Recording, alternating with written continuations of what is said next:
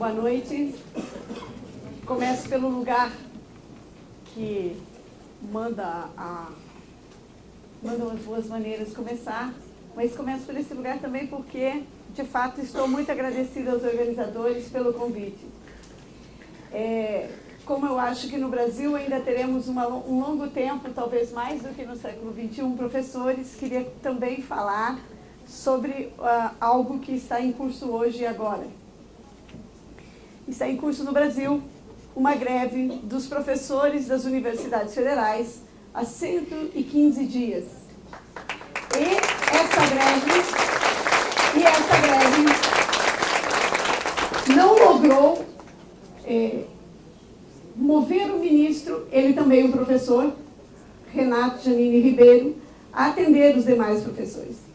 Hoje, depois de muita pancadaria em frente ao MEC, de muito gás-pimenta, de muitos professores machucados, 16 professores conseguiram ocupar o gabinete do ministro, então o ministro se moveu na direção de uma audiência que ele marcou para bastante longe.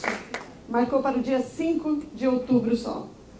O prédio do MEC, hoje e nas últimas 2 semanas, é o mais protegido da esplanada dos ministérios. Assim são tratados os professores no Brasil. Assim somos tratados nesse país.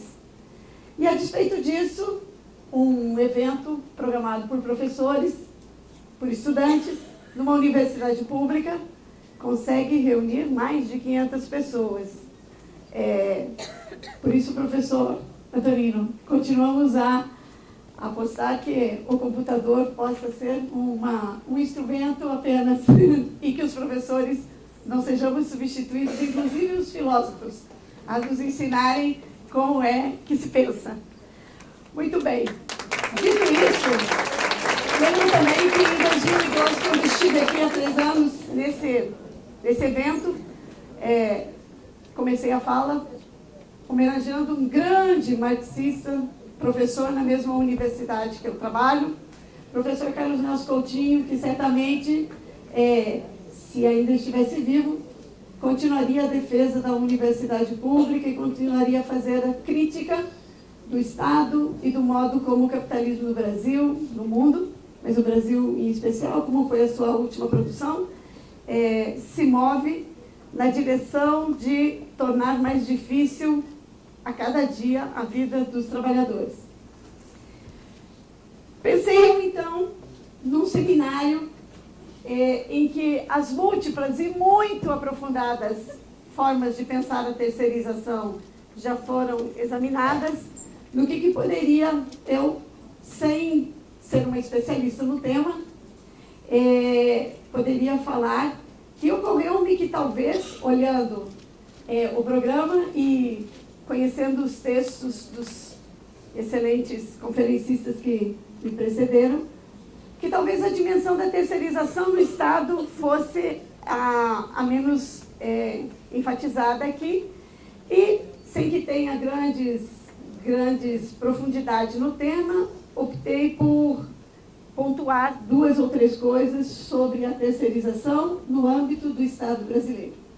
E para falar sobre a terceirização no âmbito do Estado brasileiro, convém começar a dizer como é que, sob o governo petista, se pensa que a terceirização deve correr no Estado brasileiro. Diz assim um documento do Estado brasileiro, um documento do governo brasileiro sobre terceirização. A terceirização, essa técnica, tem sido utilizada com bastante frequência pela própria administração pública, apresentando grandes vantagens ao Estado, pois os subcontratados não irão gozar de prerrogativas do servidor público. Está muito alto? Está falando muito alto? Há casos em que, então, a principal ênfase da superioridade do trabalho terceirizado no Estado sobre o trabalho estatutário é que os trabalhadores não irão gozar das prerrogativas do servidor público. É bom isso, né? É bonito, e é emblemático, não é? Sobre o que é terceirização no Estado e sobre o que é o projeto defendido aqui por esses últimos governos. Há casos em que os empregados terceirizados exercem as mesmas tarefas do servidor público, porém, não terá o vínculo empregatício reconhecido com a administração por afrontar a própria Constituição Federal, não podendo ser admitido, senão por concurso público. Não é à toa que, nessa semana, a presidente Dilma anunciou com pompas e honras o cancelamento dos concursos no Estado brasileiro. Por quê? Porque o seu governo julga, tem alguma coisa que está dando... porque o seu governo julga que há uma superioridade na contratação de terceirizados, justamente porque os terceirizados não terão os mesmos direitos dos contratados. Claro que, sob o ajuste fiscal, nós não poderíamos esperar outra posição. Então, movida por isso, mas movida, sobretudo, por trabalhar numa universidade, uma das mais importantes universidades do nosso país, uma das mais importantes universidades do Estado brasileiro, a Universidade Federal do Rio de Janeiro, e eu não falo as mais importantes, como alguns, talvez a maioria dos meus colegas, achando que somos mais importantes porque somos muito produtivos e contamos a nossa produtividade, não socialmente, mas pelo número de artigos que a cada semestre temos de anotar no currículo Lattes. Então, a Universidade Federal do Rio de Janeiro, nos últimos 7 meses do ano passado, como vários outros âmbitos do Estado brasileiro, esteve impedido de funcionar normalmente porque os trabalhadores terceirizados não apenas não têm os mesmos direitos, mas os trabalhadores terceirizados, por essa forma superior de contratação, elegida pelo Estado brasileiro, pelos últimos governos, desde Collor, e pelos últimos estamos falando de Collor, Itamar, FHC, Fernando Henrique Cardoso, Lula e Dilma. São esses que nós estamos falando, são desses. Porque a terceirização, o seu primeiro ensaio no Estado brasileiro, do modo que falamos da terceirização, do modo como vocês falaram da terceirização ao longo desse seminário, começa a ser implementado por Fernando Collor de Mello. A Universidade Federal do Rio de Janeiro, em especial porque, como diziam os estudantes contra os professores grevistas lá na UFRJ, Stop the Umbigation, que era a Mafalda, a personagem do Quino, olhando para o seu próprio umbigo, e os alunos, os estudantes diziam Stop the Umbigation, brincando com uma expressão, obviamente, não dicionarizada, para dizer o seguinte: paremos de olhar só para nós e olhemos para aqueles que estão aqui e que são menos importantes do que nós, os professores, os técnicos e os estudantes, que são uma atividade meio e que, portanto, podem ser realizadas por trabalhadores com menor salário, com maior carga horária, com menos direitos. E esses trabalhadores estão desenvolvendo, não só na Belo Monte, não só no Compeg, na Petrobras, estão desenvolvendo trabalhos em condições análogas à escravidão.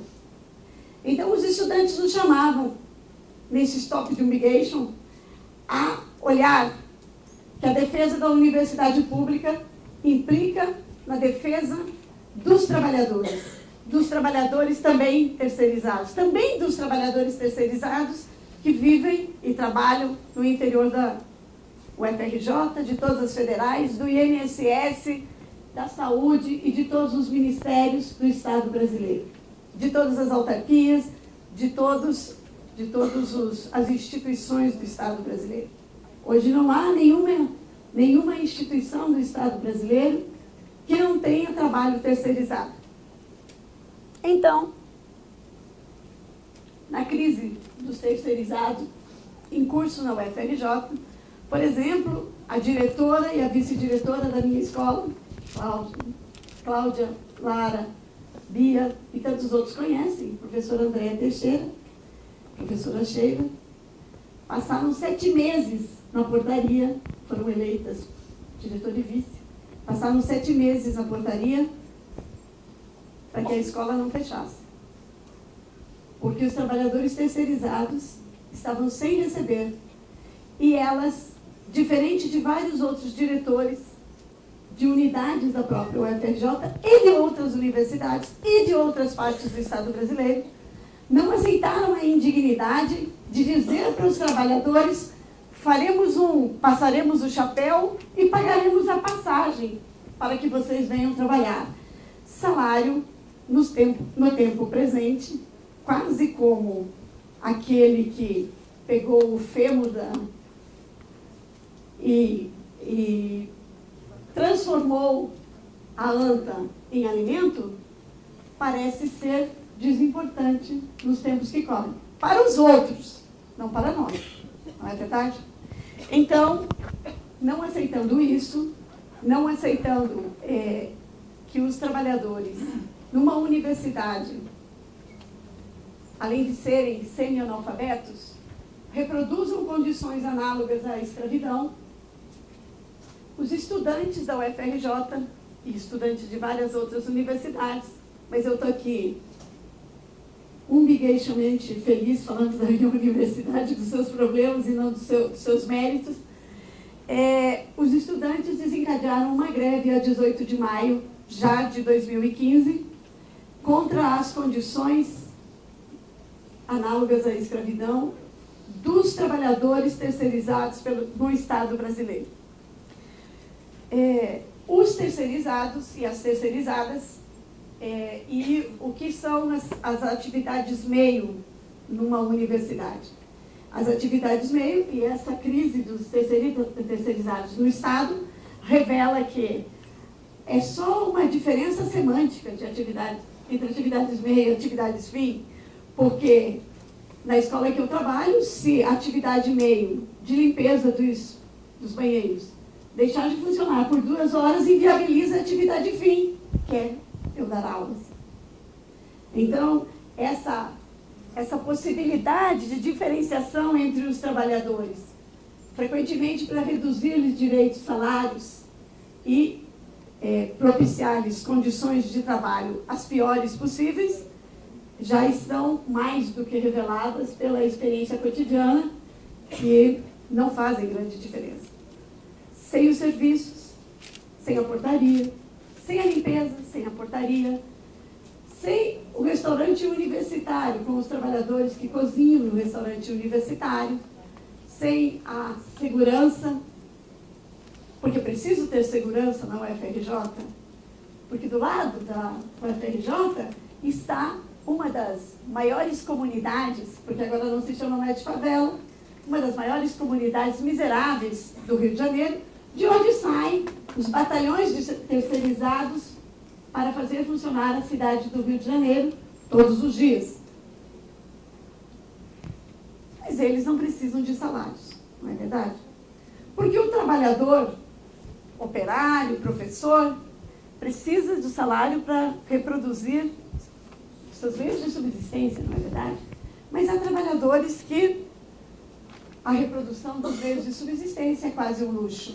Então, eles podem trabalhar só pela passagem, não é? E assim, os trabalhadores terceirizados, no meio dessa crise, começaram um processo no Estado brasileiro, na UFRJ é onde eu tenho a experiência,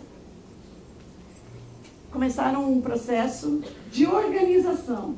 Olha só, aqueles sujeitos desprovidos de tudo, aquelas sujeitas sem voz, invisibilizadas, né? Estão varrendo as folhas no pátio da UFRJ e vem um filho das camadas médias e camadas altas, não vou dizer de que curso, não sou do serviço social, com seu carro importado e passa por cima do monte de folhas, espalhando todas, para falar de um filme também, Pão e Rosas, né? Estão os trabalhadores limpando o elevador e os executivos entram no elevador, passando por cima deles, como se invisíveis fossem. Então, começam os trabalhadores a dizer que isso não é tão normal, que isso não é tão saudável e que isso, afinal de contas, não é o que eles querem para a vida deles. E uma organização daquelas mais frágeis, até porque a vantagem de ter trabalhadores terceirizados é que eles podem ser contratados e demitidos sem grandes direitos, sem grandes encargos trabalhistas, sem grandes dívidas, sem grandes débitos, sem grandes custos para o Estado brasileiro. Esses trabalhadores começam a querer entender por que há tanta diferença entre o seu próprio trabalho e o trabalho dos outros. E começam a questionar sem que saibam a terminologia legal do Estado brasileiro. Por que há tanta diferença entre eles? E aprendem que eles são trabalhadores, contratos e funções meio, e que eles não fazem parte daquilo que é o mais nobre do Estado brasileiro, numa universidade, que é ensinar. Mas percebem eles que, sem a absoluta falta de nobreza dos seus precários, servis, pesados trabalhos, não há como o Estado brasileiro funcionar. Começam a perceber também que entre o que lhes pagam e que aquele que está fazendo a função de quase capitão do mato, aquele que em nome da empresa vigia, aquele que em nome da empresa anota, aquele que em nome da empresa coage, começam a saber e a perguntar para os professores, para os estudantes, para os técnicos que os apoiam, por que há tanta diferença? E começam finalmente a se interessar por saber, olha só, como acelera a vida,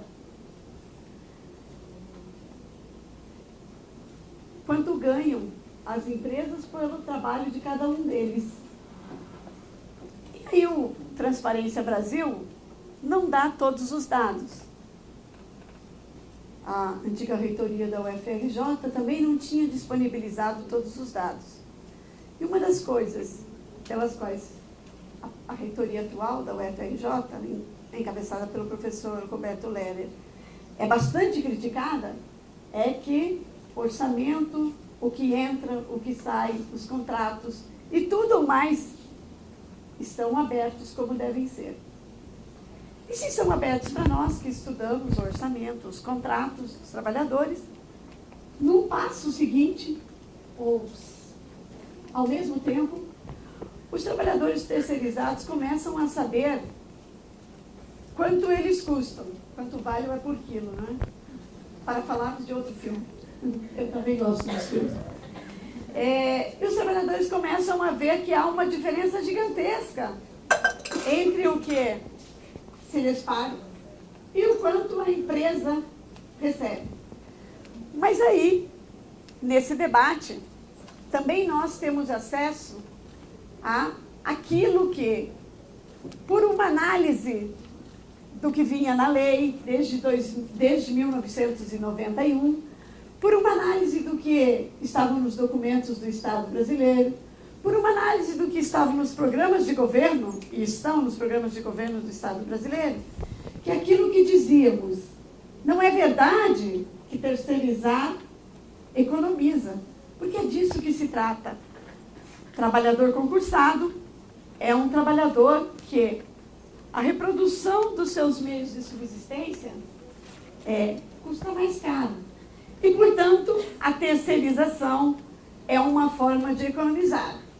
E o curioso no Brasil é que num orçamento nesse ano de 2 trilhões e 200 bilhões de reais, que eu suponho que ninguém aqui saiba o que é isso, porque senão é perigoso que estejamos com alguém aqui que saiba o que é isso exatamente. Essa é uma brincadeira, de mau gosto, eu admito, mas metade disso, 1 trilhão, 120 bilhões,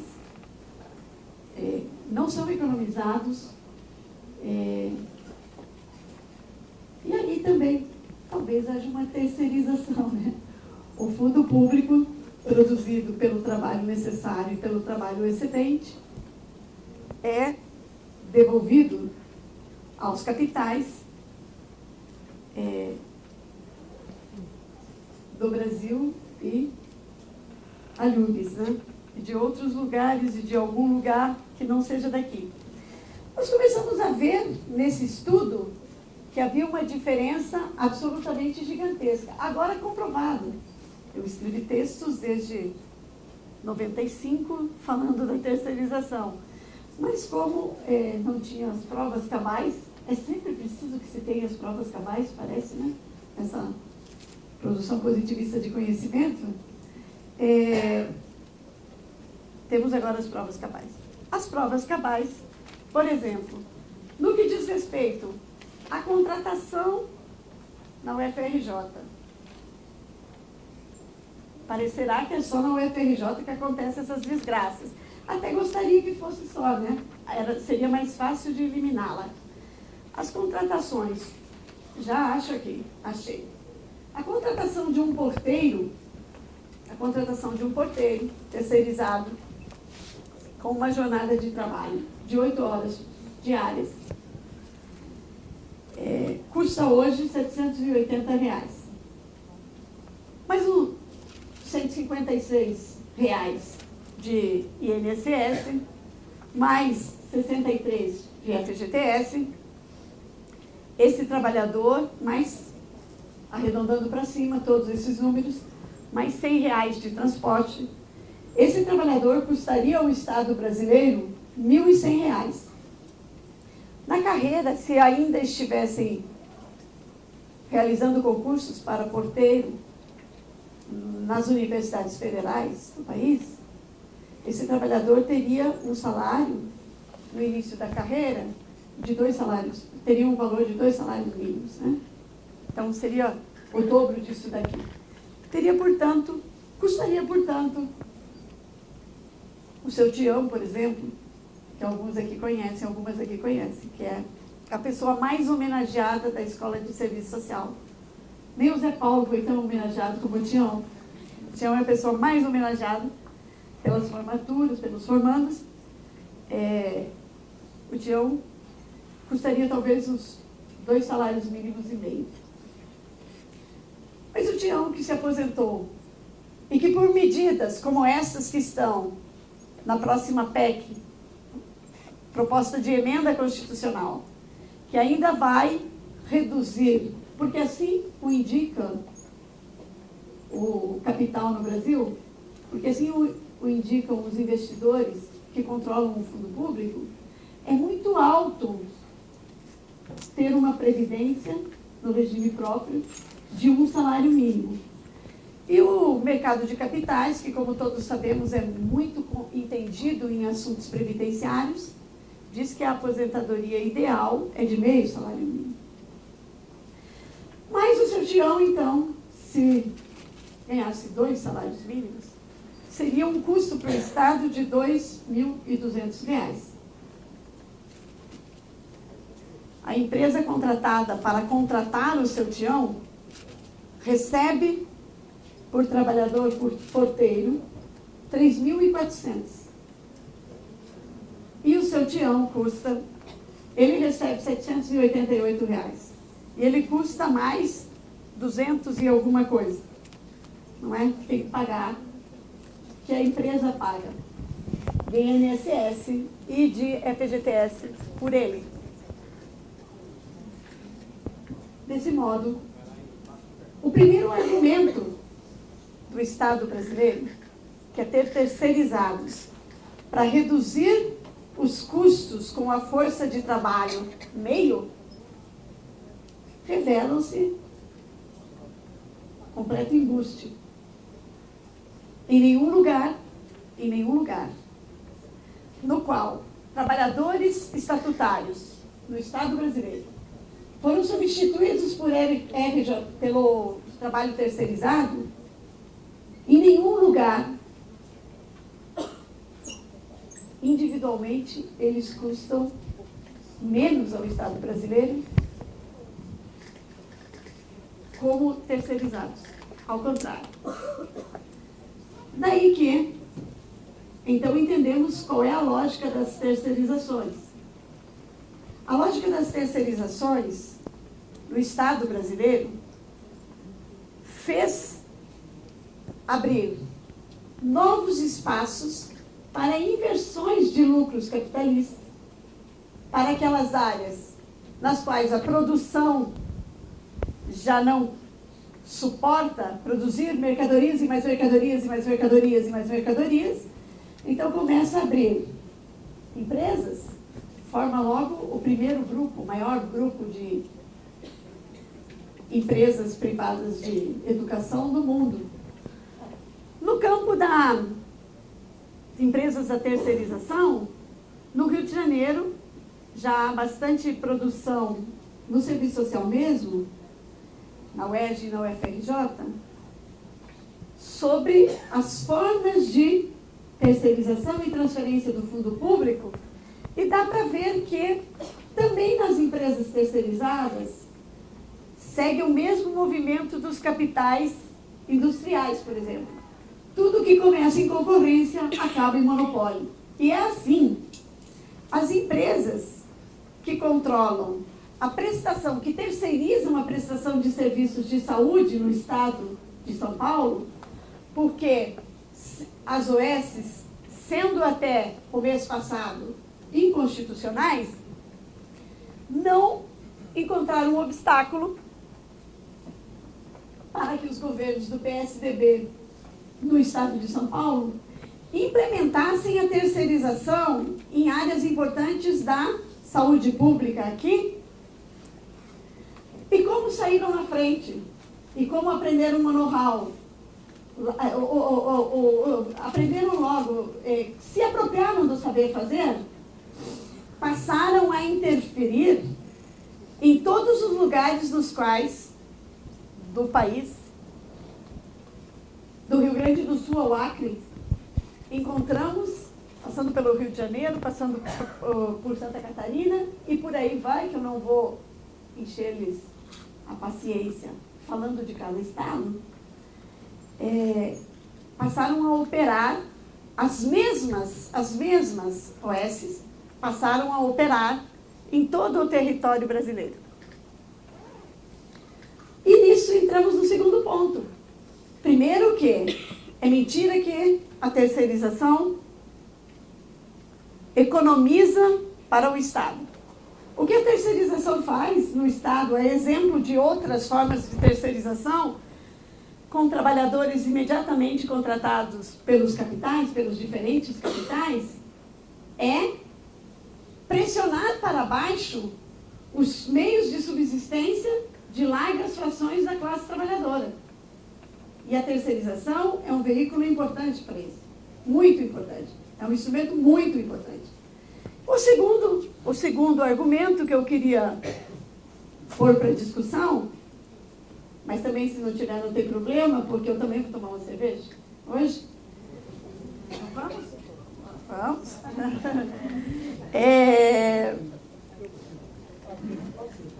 Também. Vai bem, né?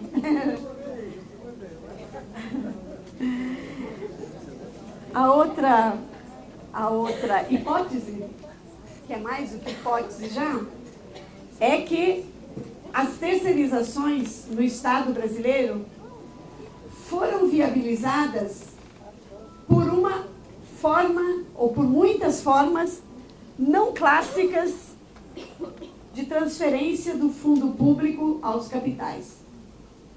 Formas não clássicas.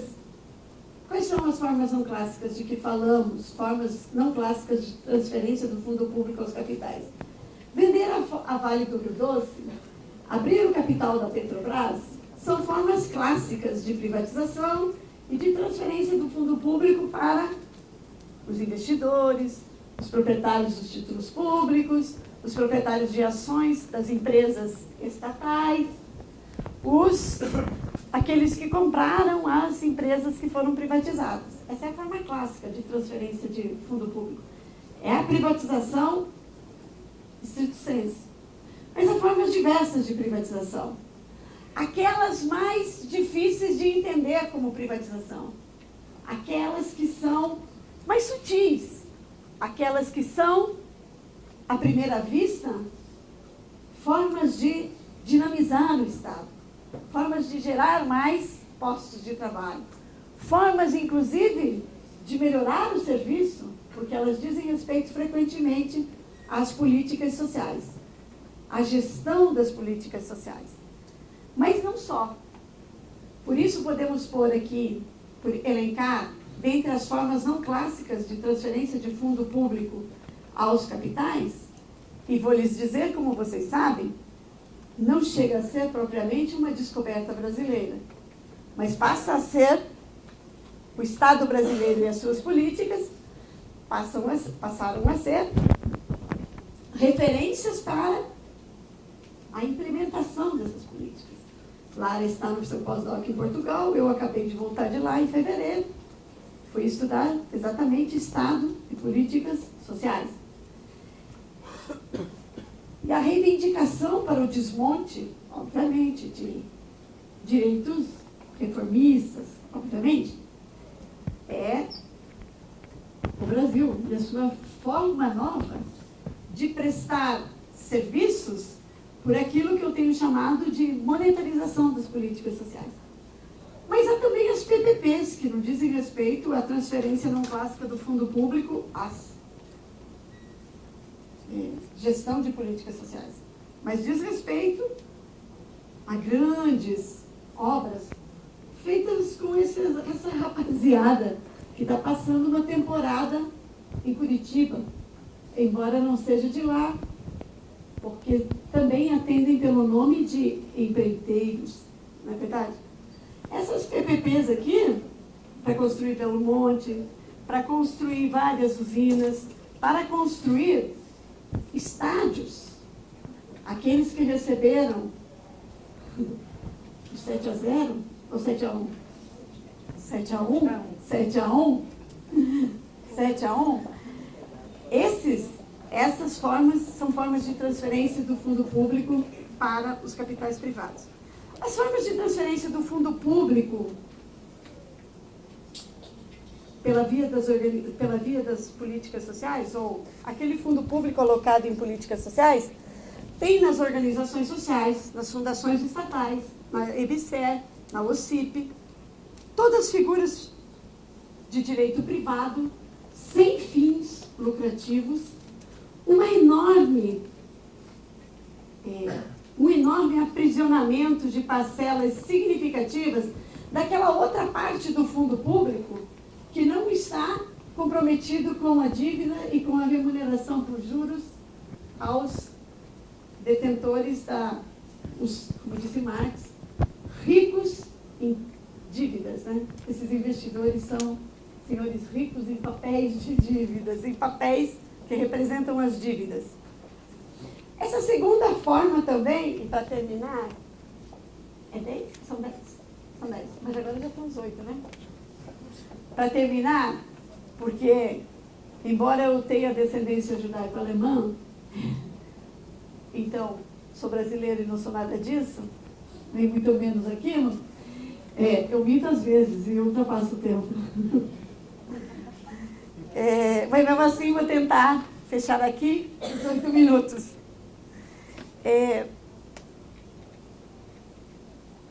Nem economizou dinheiro. Nem é verdade que melhorou o serviço.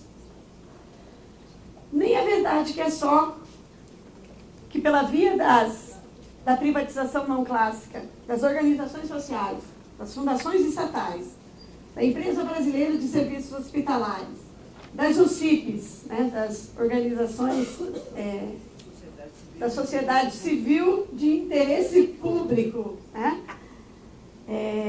Não é verdade que por esse meio a terceirização no Estado brasileiro é só terceirização meio. por essas formas de privatização não clássica do fundo público, a terceirização é meio e é fim. O que é o programa Mais Médicos, se não é a terceirização de uma importante política, a política de saúde, no qual o trabalhador tem, o trabalhador médico. E aqui, obviamente, não estou fazendo coro aos xenófobos, né?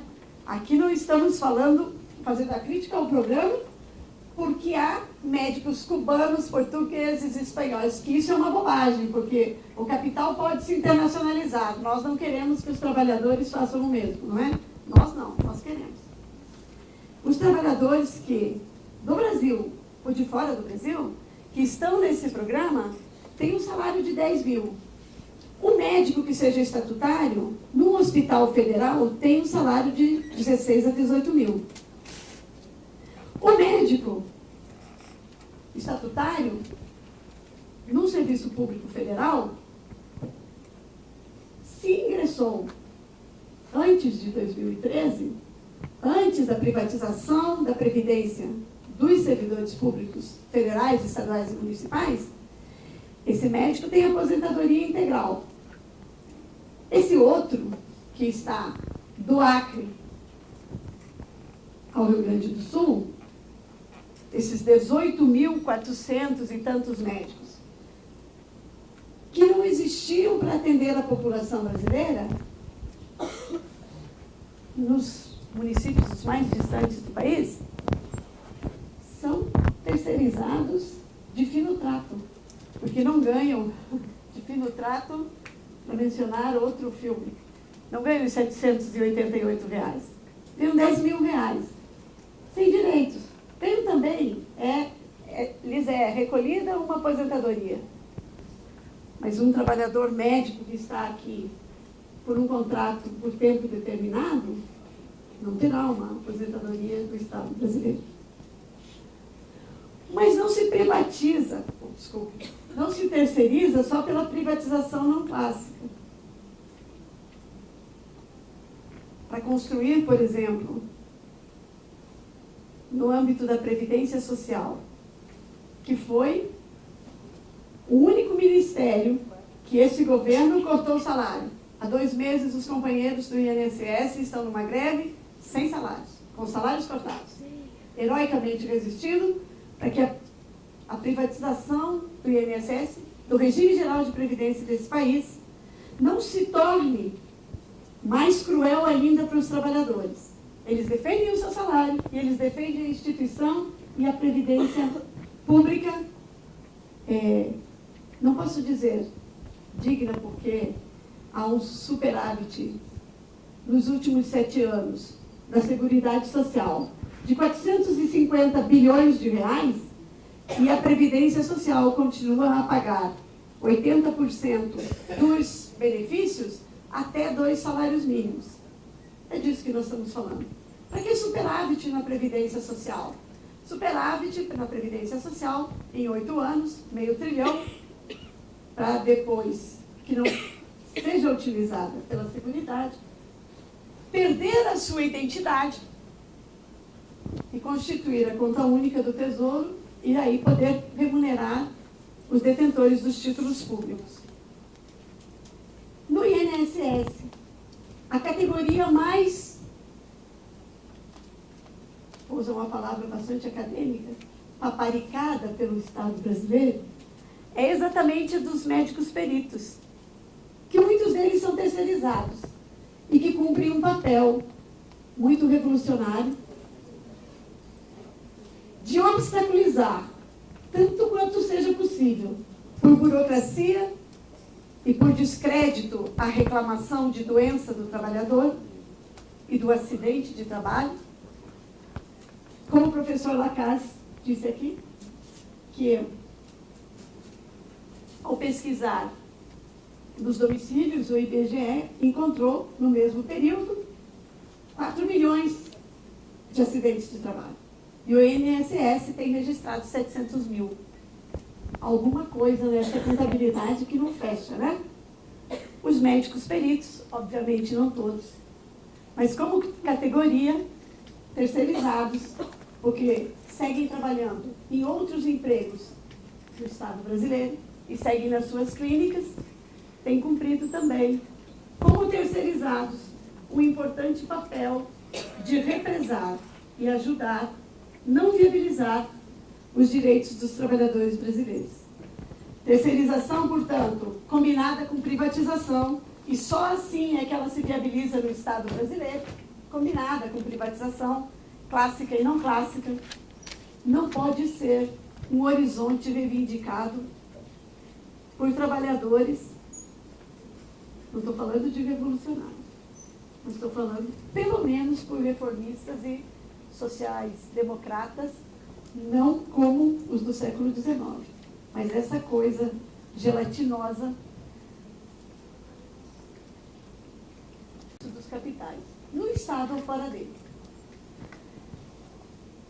Espero que eu não tenha passado muito tempo e que tenha me comportado minimamente como uma professora de uma importante universidade, né? Muito obrigada.